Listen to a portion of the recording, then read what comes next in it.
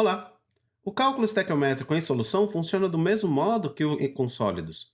A diferença é que na solução, o mais comum é encontrar-se a concentração molar como informação de quantidade e, se a concentração molar é o número de mols dividido pelo volume em litros, pode-se determinar o número de mols multiplicando a concentração molar pelo volume da solução em litros. A questão 25 pede para calcular o volume de uma solução de sulfato de cobre que deve ser gasto para reagir com 7,89 gramas de zinco. Como a equação química já está balanceada, o primeiro passo é determinar o número de mols dividindo a massa pela massa molar. Obtém-se que o número de mols de zinco é igual a 0,121 mol. Fazendo a relação estequiométrica, onde 1 mol de sulfato de cobre está para 1 mol de zinco, assim como x mols de sulfato de cobre estão para 0,121 mol de zinco, determina-se que o número de mols de sulfato de cobre deve ser 0,121 mol. E observando a expressão da molaridade. Nela, a molaridade é igual ao número de mols dividido pelo volume em litros. Como os valores de número de mols e molaridade são conhecidos, pode-se reescrever a expressão para encontrar o volume, encontrando-se 0,161 litros ou 161 mililitros. A questão 25 tem a mistura de dois volumes de duas soluções de concentrações conhecidas. Para se descobrir a quantidade de produto formada, deve-se determinar primeiro quem é o reagente limitante. Começando pelo balanceamento da equação. Como a molaridade é o número de mols dividido pelo volume em litros, a expressão pode ser reescrita como o número de mols é a molaridade vezes o volume, em litros.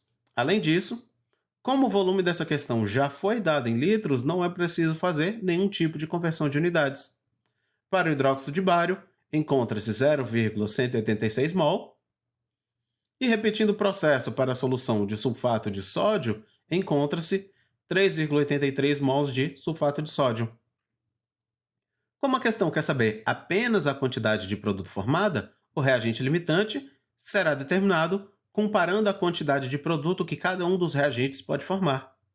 No caso do hidróxido de bário, 1 mol de hidróxido de bário está para 1 mol de sulfato de bário, assim como 0,186 mol de hidróxido de bário está para X, com X sendo igual a 0,186 mol. E 1 mol de sulfato de sódio está para 1 mol de sulfato de bário, assim como 3,83 mol de sulfato de sódio estão para Y mols de sulfato de bário. Y é igual a 3,83. Como o reagente que gera menos produto é o hidróxido de bário, ele é o reagente limitante, e a quantidade de produto formada é 0,186 mol. Mas a questão pede qual é a massa formada. Para descobri-la, multiplica-se o número de mols pela massa molar, chegando a 43,4 gramas de sulfato de bário. A questão 27 diz que uma solução de concentração desconhecida de ácido clorídrico foi reagida com uma massa de 0,256 gramas de carbonato de sódio e pergunta a concentração da solução de ácido clorídrico. O primeiro passo é balancear a equação química. A seguir, calcula-se o número de mols de carbonato de sódio, encontrando-se 2,42 vezes 10 a menos 3 mol. Fazendo a proporção estequiométrica, 1 mol de carbonato de sódio está para 2 de ácido clorídrico, assim como 2,42 vezes 10 a menos 3 mol de carbonato de sódio estão para X, onde X é igual a 4,84 vezes 10 a menos 3 mol de ácido clorídrico. E, finalmente, para encontrar a concentração molar, divide-se o número de mols de ácido clorídrico pelo seu volume em litros.